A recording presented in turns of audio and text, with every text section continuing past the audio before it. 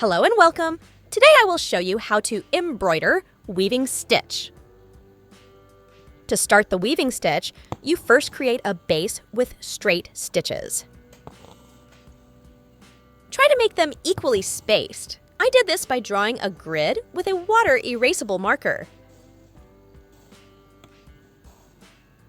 Then create horizontal stitches perpendicular to the base stitches. These horizontal stitches should pass over and under the vertical stitches, creating a woven effect. When weaving, take care to avoid catching on vertical stitches or the fabric itself. Employ a blunt needle, such as a tapestry needle or the back of the needle, to avoid any unwanted catches.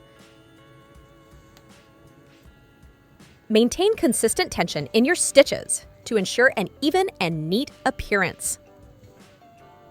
The weaving stitch, also known as the weave stitch, woven stitch, or basket stitch, represents a fascinating blend of embroidery and weaving techniques.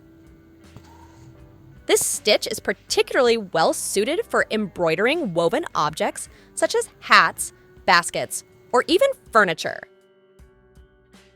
If you liked this video and it helped you, please subscribe and like it.